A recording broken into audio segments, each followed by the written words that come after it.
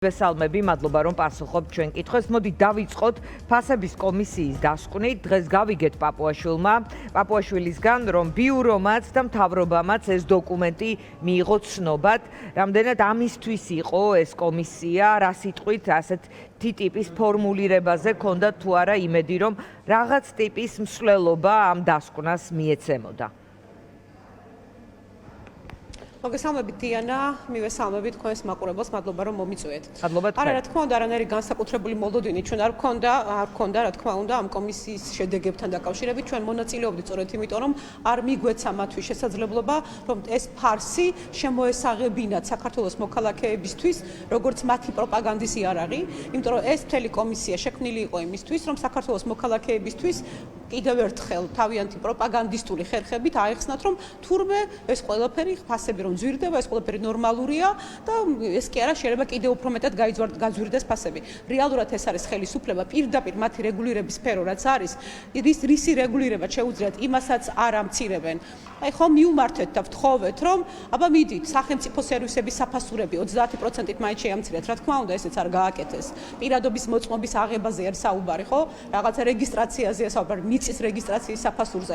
ამასაც ვერ აკეთებენ. ეს იყო ფარსი, თავიდანვე დაგეგმილი იყო, რომ ეს გამოეყენებინათ საკუთარი პროპაგანდისთვის. ამიტომ ბრაზობენ ახლა რეალურად, როცა ჩვენ ყველა მათ ტყუილზე, ყველა მათ პროპაგანდისტულ ხრიკზე სიმართლეს პასუხობთ. ამიტომ ბრაზობენ. რეალურად არც სურვილი აქვთ, არც უნარი აქვთ. გადაწყვეტილებები, ისეთი გადაწყვეტილებები მიიღონ, რომელიც ქვეყანაში ხალხს, მოქალაქეებს, სახელმწიფოს გამოადგება. ეს არის ფაქტი, განაჩემ შეფასებას ვამბობ. მოცემულობა ამ რეალობაში ვცხოვრობ, დიანა. ეს არის ის სახელმწიფო, რომელიც ქართულმა ოცნებამ შემოგთავაზა. ეს არის ის სახელმწიფო, რომელსაც ისინი გვთავაზობენ, სადაც პენსიონერს უფრო მეტად უჭირს, სადაც ხელფასების დასაქმებულებისთვის ხელფასების გაზრდა არ უნდათ, მინიმალური ხელფასი დაწესება ვერ გაბედეს. დიახ, სამაგიეროდ აგერ ჯილდოებს და კიდე რაღაცა ხელფასების გაზრდას აპირებენ და კიდე საინტერესო რომ 15% უნდა 10% იყო და 15% უნდა გახდეს ახლა თურმე რომ შტატგარეშეების. არა და მათივე აუდიტის და დაგაბრუნებთ ისევ.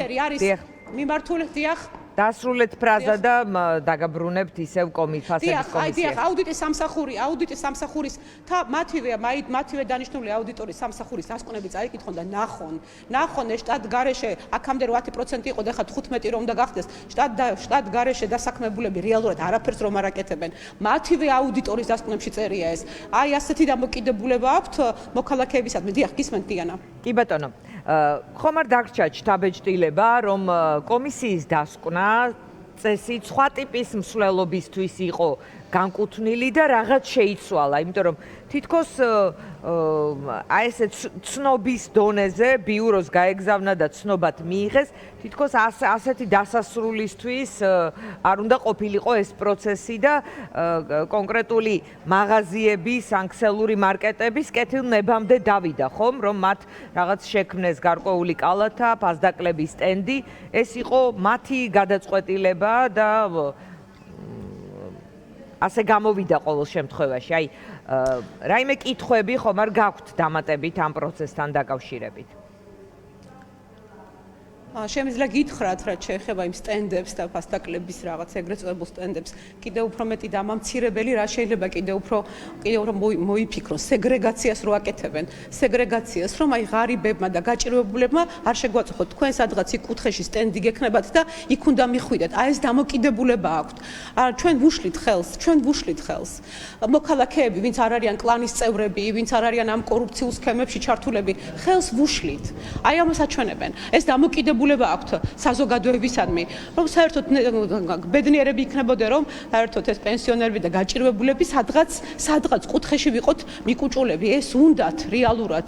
აი ეს არის დამოკიდებულება. თქვენ რაც თქვით, რომ თავიდანვე სხვა გეგმა გქონდათ, იცით რა არის?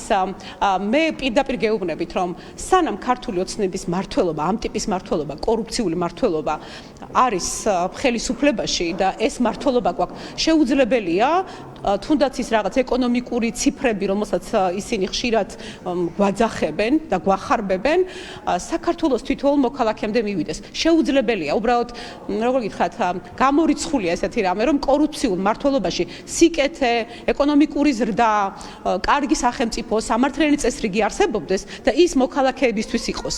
მოქალაქეებისთვის, ჩვენთვის, ყველასთვის და რა ამ ვიღაცა ვაი ელიტისთვის მიტაცებული რო აქვს ძალაუფლება და ხელისუფლება. რატო ვამბობ ამას, რომ მიტაცებული აქვს? იმიტომ რომ შენ ხელისუფლებაში მოსვლა საპარლამენტო რესპუბლიკაში პარლამენტად გახდომა რისთვის უნდა გინდოდეს? რა გიწერია კონსტიტუციაში, რა გიწერია კანონში, რომ ემსახურო მოქალაქეს და სახელმწიფოს და განა ამას აკეთებენ ესენი. ყველა მათი კანონ პროექტი, ყველა მათი ინიციატივა კონკრეტული კლანური ინტერესების შესაბამისია და არა ის, რაც თქვენ მოქალაქეებს გჭირდება. ამაზე არავინ ფიქრობს. და დიახ, ეს კონდათ ესე მცდელო გეუბნებით, ამიტომ თავიდანვე ცხადი იყო მათთვის, რომ ვერ შეცვლიდნენ. როგორ აიძულებდნენ ბიზნეს რაღაცის შეცვლას, რა თქმა უნდა ვერ აიძულებდნენ. როგორ უნდა შეეცვალათ, რა? სადაც შეუძლიათ და ხელეწიფებად ენერგეტიკის სფეროში 30%-ით გაგვიძვირდა, რა თქმა უნდა გაგვიძვირდა ყველას ელექტროენერგია და ყველაზე საინტერესო ისა, რომ შემდეგ რა თქმა უნდა ყველაფერი ძვირდება, ამას ხომ მიბმულია ყველა წარმოება, რა წარმოება გვაქვს, მაგრამ მაინც და ყველა დამოკიდებულება ის, რაც სოფლის მეურნეობაში ხდება, ის რაც ყველა სფეროში ხდება, ჯანდაცვაში, განათლებაში, აი რა ბრაუნის მოძრაობაში არის, ვირას ეხეთქება, რისთვის ეხეთქება, მაგრამ ძალიან წყობრად მუშაობენ, როცა ვიღაცის ერთი კონკრეტული პირის კლანური ინტერესს რაღაცა სჭირდება, იქ ძალიან წყობრები არიან, მაგრამ იქ სადაც მათ სამუშაო, საფიქრალი, საკეთებელი აქვთ ხალხისთვის, მოქალაქეებისთვის, სახელმწიფოსთვის, იქ რა თქმა უნდა არც უნარი აქვთ და არც სურვილი აქვთ. კი ბატონო, სოფო, მინდა კიდევ ერთ თემას შევეხო, ეს არის თქვენი პარტიის მიერ გავრცელებული ვიდეო, სადაც პროდიუსერს ვთხოვ ვაჩვენოთ ვიდეო კადრებად, სადაც ჩანს ქართული ოცნების წევრები, ჯერ იწყება ეს ვიდეო თქვენს მიერ დამზადებული კობახიძის განცხადებით, რომ არც ერთი ნაცი ჩვენ გვერდით და შემდეგ იწყება, ვთქვათ, იქ ვოლსკი, გოგა ხაინდრავა, ირაკლი ქადაგიშვილი, ცოტა ხნის წინ მან კომენტარი გააკეთა, რომ მე ეროვნული კაცი ვიყავი ყოველთვის და არანაირი პუჩისტი არ ყოფილვარო. დღეს პაპუაშვილის ხდომაზე მოგმართავდათ თქვენ, რომ რაც იკადრეთ ქადაგიშვილზე, მანამდე თენგის შარმანაშვილზე და ამჩატებული პიარ თანამშრომლის ქცევა გვეგონა, თურმე თქვენი იდეოლოგია ყოფილა, აქ ვინ არ მჯდარა, გაწევ-გამოწევა, ყველაფერი იყო, მაგრამ ეს არავის უკადრია. პირველ რიგში ამ ვიდეოთი ცხადია პრინციპში, მაგრამ მაინც კითხავთ, რაზე ხაზგასმა გსურთ და რას უპასუხებდით პაპუაშვილს. რომელმაც ეს უღირს გადაწყვეტეთ. კი ბატონო. ერთი თემაა პრინციპში. პირველი, კარგით. ხო, გეტყვით ახლა სამი საკითხია. პირველი ეს არის ჩვენ არ დაგვიმზადები არაფერი, ეს არის ირაკლი კობახიძის განცხადება. ჩვენ არაფერს არ ვამზადებთ, ჩვენ უბრალოდ მათ თავი მოუყარეთ, მათ წარსულს, მათ ქმედებას, დიახ. ქადაგიშვილს პუჩისტი დააწერეთ და ეს პირველი, რა თქმა უნდა, დიახ, რა თქმა უნდა. მათგან განსხვავებით ჩვენ არ ვცხვენია ჩვენი წარსული, ჩვენ გვეამაყება ჩვენი წარსული, ჩვენი ქმედება, ჩვენი საქციელი, ჩვენი სიტყვები და პასუხს ვაგებთ ყველა ჩვენ სიტყვაზე, ყველა ჩვენს გადაწყვეტილებაზე და გააზრებული გვაქვს, რატომ ვართ საქართველოს პარლამენტში დღეს და რატომ ვართ პოლიტიკაში. ჩვენი პოლიტიკური ძალა, ჩვენი პარტია გახარია საქართველოსთვის. მოქმედებს საქართველოს ხალხის ინტერესებიდან გამომდინარე და არ ჩიდა და გარე რაღაცა ზეწოლებით და გავლენებით, აი თვითონ კი აღიარებენ ხოლმე თავის გავლენებზე და ზეწოლებზე საუბრობენ. დიახ, რაც შეეხება მათ წარსულს, ჩვენ უბრალოდ მათი წარსული შევახსენეთ, მათი ბიოგრაფია შევახსენეთ და ეს არის ის მოცემულობა. რა თქმა უნდა, მათ წყინთ და ტკივათ ეს ყველაფერი, იმიტომ რომ სიმართლე არის ეს. იმიტომ რომ ვერ გვპასუხობენ ვერაფერს. კი, საინტერესო პასაჟი იყო ესეც, რომ ენატრებათ ნაცმოძრაობა პარლამენტში, ჩვენ დისკომფორტს ვუქმნით, იმიტომ რომ ვერ წამოგვაძახებენ, კი უნდათ რაღაცა მოგვაწეპონ, მაგრამ არ გამოსთით.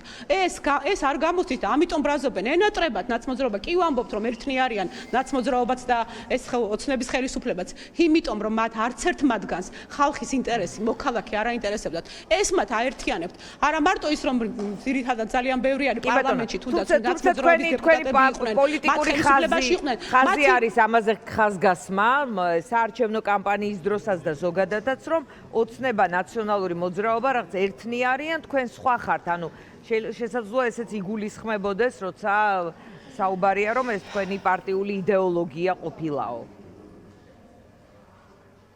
ჩვენი იდეოლოგია არის სხვის ღირსებას არ შეეხო, მაგრამ როცა შენ ღირსებას შეეხებიან, პასუხი გაეცი. ქართული, ქრისტიანული, ჩვენი ტრადიციული მიდგომა არის.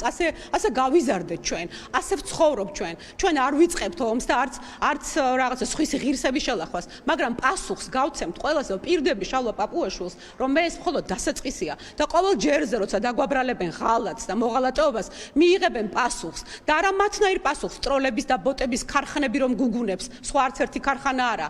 აი ამას კი არ გავაკეთებ. ჩვენ სიმართლეს ვიტყვით და ჩვენი ძალა მხოლოდ ამაშია, სიმართლეშია და ჩვენ ვართ ძალიან მშვიდად, ძალიან მტკიცეთ და ზუსტად ვიცით რას ვაკეთებთ და პირდებით მათ, რომ ყველა მათ ბრალდებას მოყვება ჩვენი მხრიდან სიმართლე. აი ეს არის ჩვენი ხაზი, ჩვენი პარტია, ჩვენი პოლიტიკური ძალის. გახარია საქართველოსის პარტიის მათ ბრალდებებს ჩვენ გვაბრალებენ რომ რაღაცა ნაცმოძრაობის დავალებებს ვასრულებთ თუ სადღაც გარედან ვერს ვიგებთ რა საკუთარი შიშებია გუში რაღაცა რა ვიცი ის გვაქხანალია რომ მოაწყეს და გლანძღავენ უშვერი სიტყვებით და რა გონიათ რომ ეხლა ჩვენ ამას ესე შევიზელთ მან ტალახს რომელსაც გვასხამენ ძალიან დიდი ბოდიში არ ვაპირებთ ამას და არც ვაპირებდით არასოდეს აქ თუ ვინმეს გონია რომ ჩვენ აქ რაღაცის გასამართლებლად მოვედით ჩვენ აქ ბრძოლისთვის მოვედით და ბრძოლა ხალხისთვის და არა რაღაცა ამაზე უფრო მეტი სკამი რა უნდა დაიკავოს საპარლამენტო რესპუბლიკაში ადამიანმა პარლამენტის წევრები ვართ ხო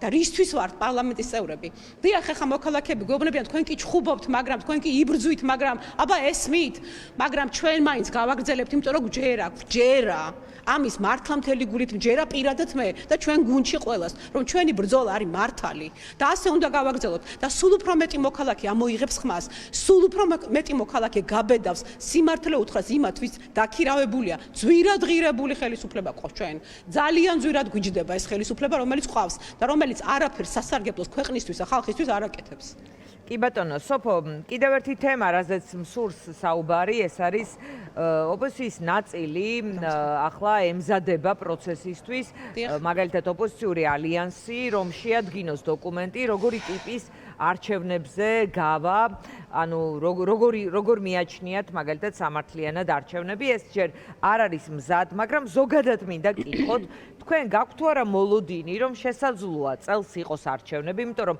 წელს თუ არ იქნა სხვა 20-27-ში უკვე აზრს კარგავს იქედან გამომდინარე რომ 28-ში არის ისედაც არჩევნები და უკვე ამისთვის მზადება დაიწყება თქვენ როგორ უყურებთ ამ პროცესს გაქვთ მოლოდინი რომ შეიძლება იყოს არჩევნები თუ თქვენ ხართ ყოველდღიურ პოლიტიკურ პროცესში მაგალითად საპარლამენტო მუშაობაში ჩართული და პარალელურად ემზადებით 2028 წლისთვის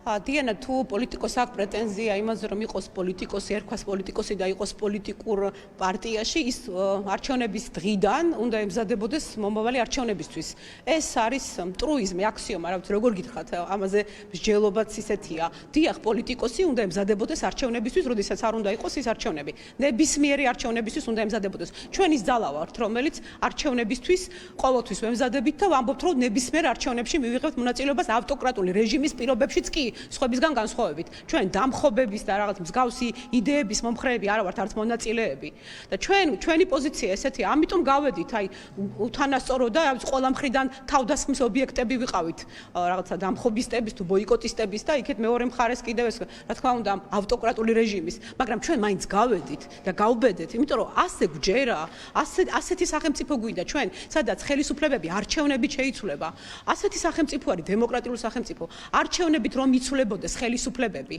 ეს გვინდა ჩვენ და რაც შეეხება ვინ რას გეგმაქვს მე შემიძლია მხოლოდ ერთი რამე გითხრათ რომ ჩვენ ვართ ის ძალა რომელიც გადაწყვეტილებებს იღებს გააზრებულად და ზუსტად ვიცით რას როგორ და რატომ ვაკეთებ და ჩვენს გადაწყვეტილებებზე გავლენას ვერც შიგნიდან და ვერც გარედან ვერავინ ვერ იქონიებს ეს არის ჩვენი არჩევანი გააზრებული არჩევანი რაც შეეხება ჩვენ საქმიანობას დიახ ჩვენ საპარლამენტო ოპოზიცია ვართ და შესაბამისად სანამ არსებობს შესაძლებლობა რომ საპარლამენტო ოპოზიციამ საპარლამენტო რესპუბლიკაში გამოვიყენოთ კანონით მონიჭებული უფლებები და შესაძლებლობები რა თქმა უნდა გამოვიყენებთ ამას აუცილებლად ყველა შესაძლებლობას, რა შესაძლებლობასაც გვაძლევს კონსტიტუცია საპარლამენტო ოპოზიციას, როგორც საპარლამენტო ოპოზიცია ამ ყველა შესაძლებლობას გამოვიყენებთ. 26 მაისს არის აქცია დაგეგმილი, მართალია თქვენ არ ხართ არანაირად ჩართული ეს სხვა ოპოზიციური ჯგუფის პროცესია, პროტესტია, ეს არის ოპოზიციური ალიანსი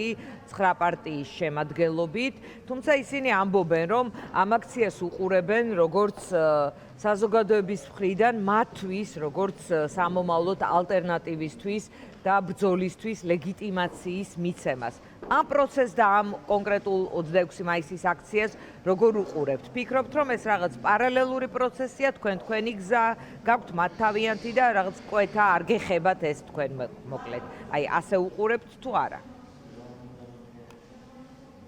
პირდაპირ გეუბნებით, რომ 26 მაისი არის ძალიან მნიშვნელოვანი დღე ჩვენი ქვეყნისთვის, საქართველოსთვის. 26 მაისი არის თარიღი, რომელიც ეკუთვნის თითოეულ მოქალაქეს ამ ქვეყანაში.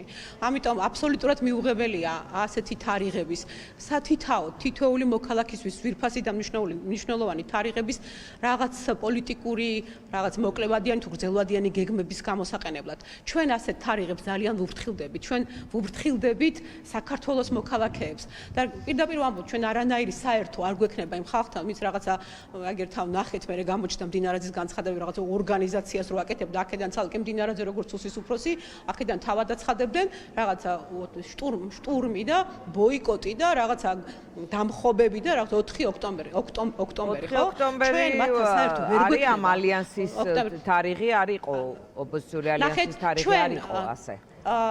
ძალიან ბევრია მათ შორის, მან ძალიან ბევრია და არავინ არ იღებს საბოლოო ჯამში პასუხისმგებლობას და ერთადერთი ვინც პასუხისმგებლობა ამაზე აიღო, ის არის ის ხალხი, რომელიც ახლა ციხეში ზის, რომელზე პასუხისმგებლობას არავინ არ იღებს. არავინ.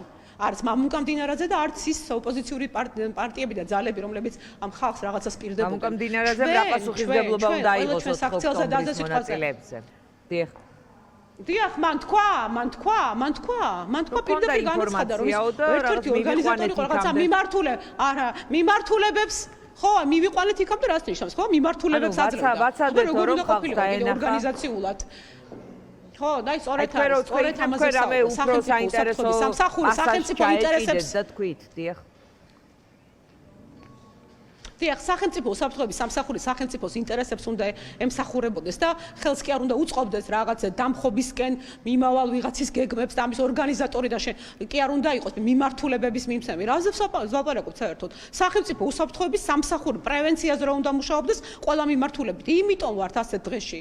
იმიტომ ვართ, რომ ამდენს გვიბედავენ ახლა სეპარატისტების განცხადება ნახეთ, ნახეთ ახლა დუმამ რა გადაწყვეტილება მიიღო. ვინმეს შეფასება მოისმინეთ? დღეს რა ისის ვაკხანალია მოაწყო პარლამენტის წევრებმა, რომ აღშფოთებულები თურმე რა ვაკადრეთ, თვითონ რომ მოღალატეებს გვეძახიან, თვითონ არიან ის ხალხი, ვინც ყოფილი პრემიერ-მინისტრი, მხოლოდ იმიტომ აქციეს ბრალდებულად, რომ მან შვიდობიანად და მტკიცედ დაიცვა საქართველოს მიწა. და ის ხალხი ამბობს, რომ მიწები დავკარგეთო. ეს არის ეს ხალხი. და ღალატი თუ რამე არის, ეს არის საქართველოს ინტერესების ღალატი. მეგობრების მტრებად გადაკიდება, ეს არის საქართველოს ინტერესების ღალატი. როდესაც შენ მტკიცედ ვერ იცავ შენი სახელმწიფოს ინტერესს. ეს არის სახელმწიფოს ღალატი და ქვეყნის ღალატი. კი ბატონო, სოფო, მოკეთ 26 მაისი არ არის თქვენთვის საინტერესო ამ აქციის ნაწილში საინტერესო თარიღი, ხომ? ამას გულისხმობ და არა 26 მაისი, რა თქმა უნდა, 26 მაისი არის ჩვენთვის ძალიან მნიშვნელოვანი დღე და ჩვენ მართლა მთელი გულით გვჯერა, რომ ჩვენი ქვეყანა დამოუკიდებელიც უნდა იყოს, თავისუფალიც უნდა იყოს და ეკონომიკურად ძლიერი, სადაც ეკონომიკური სიძლიერე და ეს სამართლიანი წესრიგი თითოეული მოქალაქისთვის იქნება დაცვის და უკეთესი მომავლის შექმნის შესაძლებლობა. ეს გვინდა ჩვენ და ჩვენთვის ეს 26 მაისიც, ამიტომ არის განსაკუთრებული დღე. რაც შეეხება სხვების გეგმებს, ახლა მით უმეტეს გითხარით, პირდაპირ გეუბნებით, ჩვენ მათთან საერთო არ გვაქვს და ვერ გვექნება. საერთო თუ ვინმე შეიძლება გქონდეს, დიახ, ეს არის დღეს აგერ ინატრეს რა, ნაცმოძრაობა რო ყავდაო თქვენ, აი აქო ნეტო ის დროა, ის ხალხი რო ყავდათ აქა. დიახ, იმიტომ რომ მათი, როგორ გიხართ, მათი არა მხოლოდ ხასიათი, მათი ბუნება, მათი მართლობის შინაარსი არსი ერთია, მოძალადე და ძალადობრივი. ეს არის, რომ ხალხი არ აინტერესებს სკამები, ძალაუფლება და ეს ძალაუფლება მხოლოდ იმის, რომ კიდევ უფრო მეტი გავლენა ქონდეთ, კიდევ უფრო მეტი გავლენა იმის, რომ კიდევ უფრო მეტი ფული იშოვონ. ეს არის. ამაზე ვსაუბრობდით. დღეისთან ვსაუბრობდით კულტურული მემკვიდრეობის ძეგლების დაცვაზე. აი მე თვითონ ხო დადიან ახლა ევროპაში, იტალიაში მაინც ხო დადიან, ხო? ხო დადიან ბოლონიაში. შეხედონ, თუ იტალიელებმა შეძლეს, ხო? თუ გერმანელებმა შეძლეს, თუ პოლონელებმა შეძლეს, სლოვაკებმა შეძლეს, ფრანგებმა, ჩვენ რატო ვერ უნდა შევძლოთ, რომ გავუფრთხილდეთ ჩვენს კულტურულ მემკვიდრეობას? რატომ? რატომ, როდესაც თბილისი, სავსე ასეთი ძეგლებით ერთი პატარა მონაკვეთი დარჩა და იმასაც მიადგებიან ახლა. რატომ ვერ ვახერხებთ ამას? ასეთ რაღაცეებში დავეტოლოთ და გავეჯიბროთ სოციალურ დაცვაში, კულტურული მემკვიდრეობის დაცვაში, გარემოს დაცვაში. ამაში გავეჯიბროთ იმ ხალხს, მიუბაძოთ ამაში. ამაზეა საუბარი, არა და ეგერ გუშინ ქონდა, ხო? იმას რა ქვია, არჩილ გორდულაძეს რაღაცა გეი ქორწინებაზე ლაპარაკობ. მე არ ვიცი რა შიში აქვს, ვინ დააძალა ბატონ არჩილს კაცზე დაქორწინება, წარმოდგენა არ აქვს. არ მაქვს, მართლა არ მაქვს, არ ვიცი. გაგვიმხილოს იქნებ და რაღაცა მივეხმარებით, რაღაცაში დავიცავთ. რა შიშები აქვს ასეთი? მადლობა.